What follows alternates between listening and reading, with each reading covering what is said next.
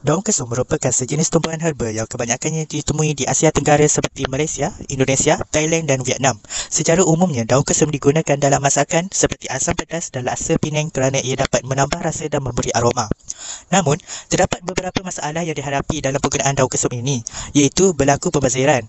Hal ini disebabkan oleh daun kesum hanya digunakan sedikit dalam masakan, kemudian akan disimpan semula di dalam peti sejuk. Malangnya, daun kesum tidak boleh disimpan lama kerana ia mudah rosak dan layu. Kakak nanti masukkan daun kesum dalam ni ya, sebab nak masak je ni. Berapa banyak nak letak ni bu? Dalam 2-3 tangkai je. Agak dah balik. Sedapnya. Bawa apa tu? Buat apa? Masak asam pedas je. Kakak buat apa tu? Nak daun kesum dan asam pedas. Ibu, daun kesum ni nak letak kat mana? Letak dalam peti sejuk je. Okey. Nak adik letak dalam peti? Dah. 1 week later. Banyaknya lebihan daun kesum ni. Apa nak buat macam ni lah. Boleh letak dalam spaghetti olive oil ni.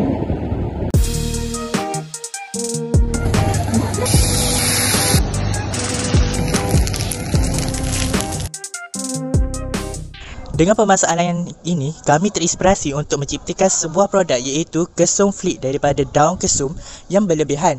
Tujuan kami ingin membuat produk dan daun kesum ini adalah bertujuan untuk mengelakkan pembaziran bahan, mengkomersialkan dan mengelakkan penggunaan herba tempatan. Kami juga ingin membuat produk daun kesum Flick ini kerana di pasaran belum ada lagi penghasilan Kesum Flick berasaskan daun kesum. Daun kesum sangatlah popular dalam masakan Melayu di Malaysia.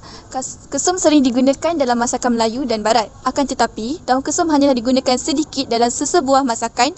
Oleh sebab itulah terjadinya pembaziran daun kesum kerana daun kesum ini sangatlah mudah layu dan rosak. Tuntasnya, objektif projek kami ialah untuk mengelakkan daripada berlakunya pembaziran daun kesum dengan menghasilkan sesebuah produk daripada daun kesum yang tahan lama dan tidak mudah rosak. Reka bentuk kajian yang digunakan eksperimentasi iaitu mencuba pelbagai kaedah untuk menghasilkan kesum flakes. Proses membuat kesum flakes tidaklah mudah kerana memerlukan suhu, masa dan teknik yang sesuai untuk dihasilkan. Sepanjang proses, kami menggunakan 2 cara untuk mengeringkan daun kesum iaitu dengan kaedah tradisional dengan menjemur di bawah matahari. Kaedah kedua pula ialah dengan kaedah moden iaitu menggunakan food dryer. Menjemur di bawah matahari boleh dilakukan tetapi mengambil masa agak cepat untuk rosak dan tidaklah begitu selamat kerana ia terdedah dan risau jika cuaca hujan. Penggunaan food dryer lebih menjadi pilihan yang lebih tepat kerana menjimatkan masa dan lebih selamat. Proses untuk membuat kesum flakes ialah pertama, bilas daun kesum bersama batang untuk menghilangkan habuk atau kotoran daripada tanah dan sejatkan sehingga daun tersebut kering. Kemudian, keringkan daun kesum di dalam food dryer selama 1 hari 1 malam. Selepas siap dikeringkan, keluarkan dari food dryer, kemudian leraikan daun kesum daripada batangnya dan cincang daun kesum sehingga menjadi flakes. Setelah selesai proses mencincang, tapis untuk mendapatkan flakes yang halus dan cantik. Setelah beberapa kali percubaan, inilah hasil produk akhir yang telah kami hasilkan. Kesum flake masih lagi boleh digunakan dan mempunyai aroma tersendiri walaupun selepas 9 bulan disimpan. Cara penggunaan kesum flake amatlah mudah dan fungsinya juga sama seperti daun kesum segar. Taburkan saja kesum flake ke dalam masakan dan ia boleh memberi aroma tanpa mengubah rasa lain terhadap makanan itu. Proses membuat kesum flake ini agak singkat kerana hanya mengambil masa selama 1 hari semalam untuk melalui proses pengeringan dan pembungkusan. Produk ini mudah disimpan kerana ianya telah siap diproses dan dibotolkan. Produk ini juga akan memudahkan pengguna untuk menggunakan daun kesum sama ada dalam masakan Asia maupun masakan Barat dengan memasukkan sahaja kesum flake ke dalam masakan tanpa ragu-ragu.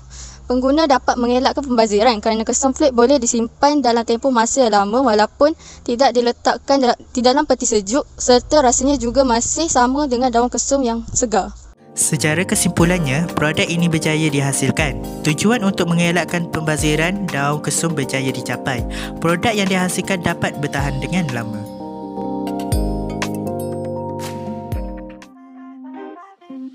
Itu sahaja daripada kami. Sekian, terima kasih.